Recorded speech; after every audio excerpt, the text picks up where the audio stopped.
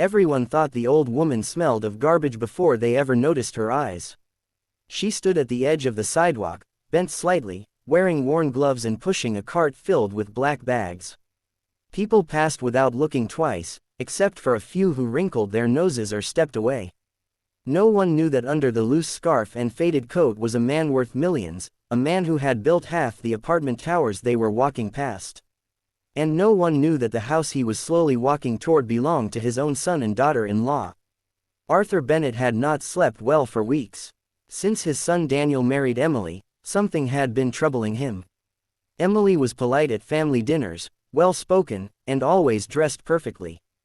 But Arthur, after a lifetime in business, had learned that manners shown only in comfort often disappeared when life got uncomfortable. He didn't want to judge his daughter-in-law unfairly, yet he needed to know who she really was when no one was watching.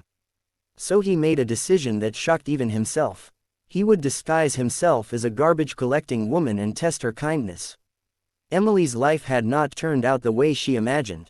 She had left her small town in Ontario dreaming of stability and warmth, but city life was expensive and isolating.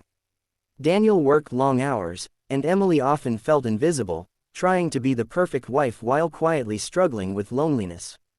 That morning, she had argued with Daniel over something small, and the silence that followed felt heavier than the winter air outside. When Emily opened the front door to take out the trash, she nearly bumped into the old woman standing on the walkway. The smell hit her first, sharp and unpleasant.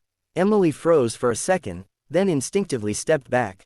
"I'm sorry," the woman said softly, her voice tired, her eyes lowered. "I was hoping to ask if you had any bottles to return, or maybe some warm water."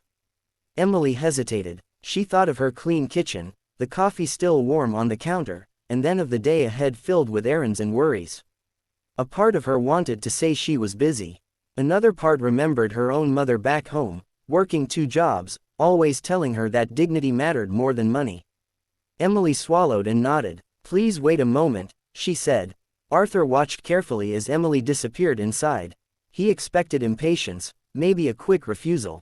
Instead, she returned with a small bag of bottles, a thermos of tea, and a pair of gloves.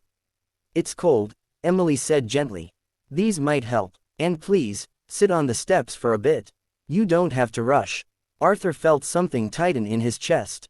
He sat slowly, pretending his knees hurt more than they did. Emily crouched beside him, not touching but close enough to show care. She asked where he lived, whether he had family. Arthur answered vaguely, describing loneliness, loss, and long nights outdoors. He watched her eyes soften, saw the way she truly listened, not out of obligation but concern. Before leaving, Emily pressed some cash into his hand. "I know it's not much," she said, her voice embarrassed.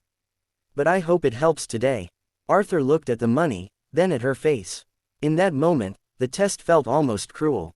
He thanked her and walked away, his heart heavier than when he arrived.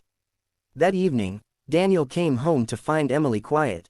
She had been thinking about the woman all day, wondering if she was warm, if she had found food. When the doorbell rang later that night, Emily opened it and froze. Standing there was Arthur, clean-shaven, wearing an expensive coat, his posture suddenly straight and commanding. Before she could speak, Arthur bowed his head slightly. "Emily," he said, his voice steady but emotional, "I owe you an apology. And a thank you." Confusion crossed her face as Daniel stepped forward, shocked. Arthur explained everything, the disguise, the test, his doubts. Emily felt her cheeks burn with embarrassment and hurt. "You didn't trust me," she said quietly. Arthur nodded. "I didn't, and that was my failure. Today, you treated a stranger with more kindness than many show their own family. You saw a human being, not a burden." His voice cracked. "That told me everything I needed to know." Emily's eyes filled with tears, not from pride, but from relief. For the first time since her marriage, she felt truly seen. Arthur placed a hand over his heart. "We build wealth thinking it protects us," he said. "But kindness is the only thing that truly reveals who we are." Daniel wrapped his arm around Emily, ashamed and grateful at once. The silence that followed was no longer heavy. It was healing. Outside, the city continued its noise, unaware of the quiet transformation that had taken place inside that home. And somewhere deep within Arthur Bennett, a man who had spent his life measuring success in numbers learned the most valuable lesson of all. The true worth of a family is not tested in comfort, but in compassion shown when nothing is expected in return.